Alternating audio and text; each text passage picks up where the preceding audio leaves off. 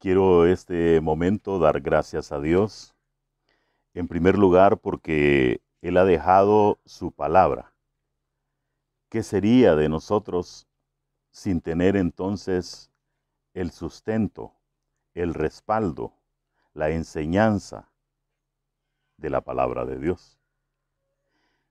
Por eso usted debe ser siempre aconsejado por el Señor. Por eso usted debe siempre buscar el consejo precisamente de la palabra de Dios. Pedro es un hombre que escribe en su primera carta y hace un llamamiento a una nueva manera de vivir. ¿Por qué es una nueva manera de vivir?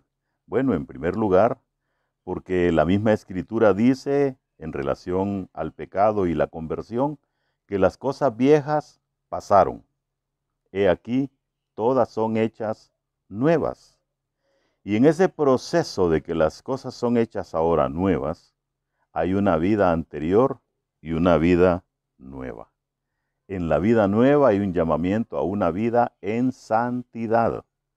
De eso precisamente nos habla Pedro cuando dice, estoy en la primera carta, en el capítulo 1 y en los versos 13 en adelante. Dice la palabra de Dios y voy a leer de manera textual. Por tanto, ceñid los lomos de vuestro entendimiento, sed sobrios y esperad por completo en la gracia que se os traerá cuando Jesucristo sea manifestado.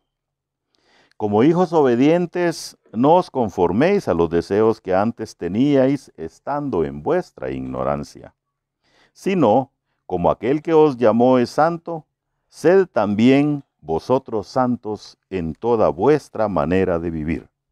Porque escrito está, sed santos, porque yo soy santo. Y si invocáis por Padre a aquel que sin acepción de personas juzga según la obra de cada uno, conducíos en temor todo el tiempo de vuestra peregrinación, sabiendo que fuisteis rescatados de vuestra vana manera de vivir, la cual recibisteis de vuestros padres, no con cosas corruptibles como oro o plata, sino con la sangre preciosa de Cristo, como de un cordero sin mancha y sin contaminación. Vamos a orar. Padre, hay gratitud realmente en nuestro corazón, porque tú dejaste una guía perfecta, una guía permanente.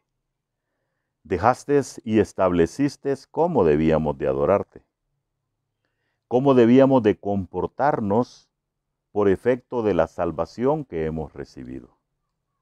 Hoy te damos gracias, Señor, por eso, porque conocemos la verdad. Y esta verdad ahora nos ha dado la libertad de vivir sin el pecado. Gracias por eso, Señor. Lo hacemos con gratitud en el nombre que es sobre todo nombre, el nombre de Cristo Jesús. Amén.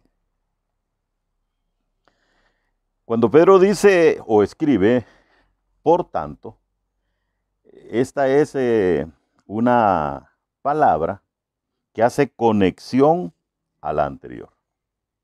La idea que desarrollaba en el párrafo anterior era una esperanza viva. ¿Cuál es la esperanza viva? Jesucristo. Cuando llega entonces al verso 13, conecta lo anterior con esa palabra, por tanto.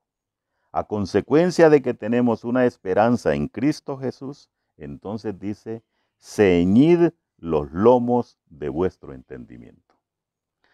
Cuando Pedro habla de ceñir los lomos, está hablando de una acción en la cual vamos a amarrar fuertemente, como cuando usted va a llevar probablemente una carga y se la va a amarrar con firmeza en su espalda. Pero aquí es una metáfora en relación al entendimiento. Vamos entonces a ceñir los lomos de nuestro entendimiento. Y nos da un par de formas de hacerlo. Sed sobrios. Y esta es una sobriedad producto precisamente de un comportamiento diferente. No quiere decir que no van a haber preocupaciones o problemas. Sí, los van a haber. Solamente que esta vez eso va a descansar precisamente en la fe que hemos depositado en Cristo Jesús. Ser sobrios acá entonces es llevar una vida con una limpieza mental y con una limpieza en el corazón. Y nos invita a esperar por completo. Esa palabra nos indica entonces que no debe quedar ningún cabo suelto. No debe quedar ninguna situación sin arreglar. Porque nosotros precisamente vamos a esperar completamente en la gracia que se os traerá cuando Jesucristo sea manifestado. ¿Cuándo será manifestado el Señor Jesús? Bueno, aquí Pedro ya está hablando después de la muerte de Cristo. Ya Él ascendió a los cielos. Ya la iglesia ha sido un misterio revelado. Ahora, desde ese momento, empieza a recorrer el tiempo para la segunda venida de Cristo. Ahí será entonces la manifestación de la que está hablando esta carta. Como hijos dice obedientes. ¿Cómo es un hijo obediente? Es aquel que sigue la instrucción. Es aquel al que se le dice haga esto y lo hace. Es aquel al que se le dice deje de hacer esto y ¿sabe qué? Deja de hacerlo. Ese es un hijo obediente. Pues así dice Pedro que nosotros, como hijos obedientes, no nos vamos a conformar a los deseos que antes teníais estando en vuestra ignorancia. Palabra fuerte. Porque vivíamos como ignorantes. Y esos eran los deseos que manifestábamos, los antiguos deseos naturales de la carne.